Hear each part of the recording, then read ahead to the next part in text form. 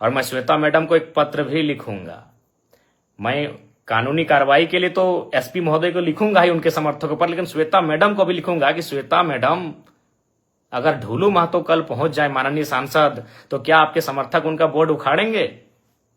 बोकारो के पूर्व विधायक अगर बिरंची नारायण जी अगर वहां पहुंच जाएं, तो क्या आपके समर्थक उनका बोर्ड उखाड़ेंगे? क्योंकि बोकारो जिला से हमारे योगेंद्र प्रसाद मंत्री जी आते हैं। कल को अगर विस्थापितों के समर्थन में योगेंद्र प्रसाद मंत्री जी पहुंच जाएं, तो श्वेता मैडम, क्या आपके समर्थक और आप उनका बोर्ड उखाड़ेंगे? क्या कल को रघुवर दास जी चूंकि गिरिडीह आए थे, हो सके कल बोकारो अगर आ जाए पूर्व मुख्यमंत्री रघुवर दास जी, क्या आपके समर्थक उनका बोर्ड, उनकी गाड़ी का नंबर प्लेट उखाड़ेंगे? अरे आपने तो हद कर दिया।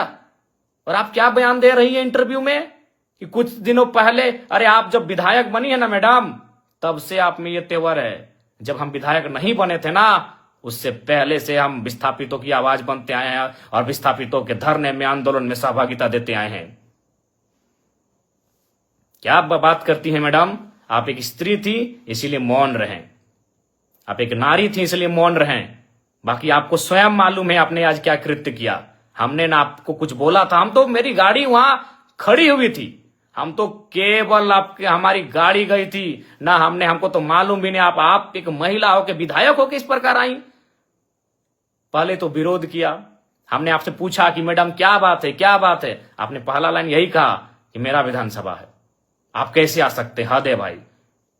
कल को मैं पूछ रहा हूं, बोकारो के ही मंत्री योगेंद्र प्रसाद, अगर कल को योगेंद्र प्रसाद आ गए उस धरने में, उस बंदी में, या फिर बीजीएच अगर पीड़ित परिजनों से मिलने के लिए, या फिर उस गेट में जहां विस्थापित धरने पर बैठे हैं, तो क्या विधायक मैडम आप योगेंद्र प्रसाद जी का विरोध कर पाएंगी?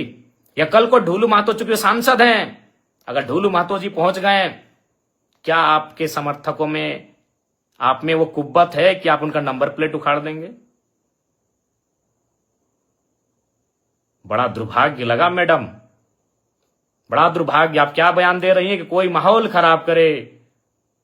तो मैं देखता हूं अगर कल को ढूलू महतो जी जाते हैं, बिरंची नारायण जी जाते हैं, तब आप क्या बोलते हैं। देखिए, मैं आपको स्पष्ट कहना चाहूंगा, सबको नहीं पच रहा है कि जयराम महतो किसी आंदोलन में आए, क्योंकि अगर वो आएगा तो सट्टी की बात होगा। और बाकी कहना नहीं चाहिए मैडम, लेकिन जब आपने हद पार किया है तो मैं सुनी सुनी खबर आपको सुना दूं। सुने आपके घर में आपके रिश्तेदार कहिए या आपके खास कहिए, उनको ठिका मिलता है बीएसएल में। तो ये दोहरी राजनीति मत कीजिए विधायक मैडम। अभी आप दुख जता रहे हैं और आपके ही लोग वहां ठिका लेते हैं। तो असली बात तो जनता को मालूम है कि आपको तकलीफ जयराम महतो के जाने से तकलीफ क्यों हुई, क्योंकि आपको मालूम है कि जयराम महतो आएगा तो दूध का दूध और पानी का पानी बात होगा। ये किससे छुपा है? चलिए, नाम लेने में अचरज का है। सुने आपके पति महोदय को वहां ठिका मिलता है, अभी करोड़ों का ठिका मिलता है, तो आप में मुझे देखकर आपका बौखलाना तो लाजमी है। चलिए, फिर भी बुरा नहीं मानते हैं, क्योंकि लड़ाई विस्थापितों की है, लड़ाई विस्थापितों की है। बाकी हमारे समर्थक, हमारे कार्यकर्ता आपको मर्यादित रूप में उत्तर दे देंगे। आपको गांव जाना है, गांव में हमारे कार्यकर्ता, हमारे समर्थक आपको उत्तर दे देंगे, नियमता देंगे।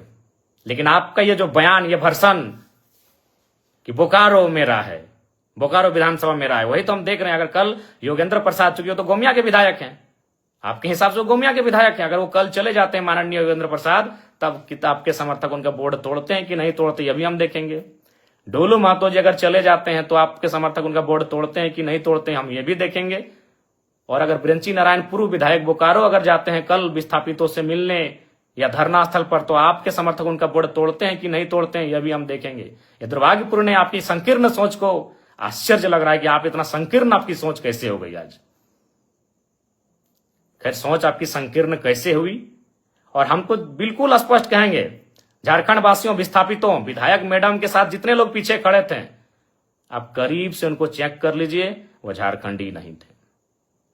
विधायक मैडम के पीछे जितने लोग थे, जो बोर्ड, हमारी गाड़ी का, चूंकि हम पीछे आ गए, हमारे समर्थक भी हमें घेर लिए थे, हमारे समर्थक नहीं, जो विस्थापित लोग थे धरने की, दादा आप मत जाइए उधर, उसी बीच उन्होंने हमारी गाड़ी को तोड़ फोड़ करना शुरू किया। और हमने पहले ही कह दिया था कि उनको जो करना है करे, वो नारी हैं, हम कुछ नहीं बोलेंगे।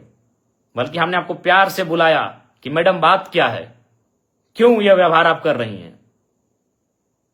तो ये बहुत ही दुर्भाग्य की बात है। आपका जो ये व्यवहार रहा ये बहुत ही दुर्भाग्य की बात है, लेकिन फिर भी हम उस पर चर्चा नहीं करेंगे, क्योंकि यहां सवाल विस्थापितों के साथ न्याय का है। बाकी आपको हम एक पत्र लिख रहे हैं, उस पत्र का आशा करते हैं आप उत्तर देंगे।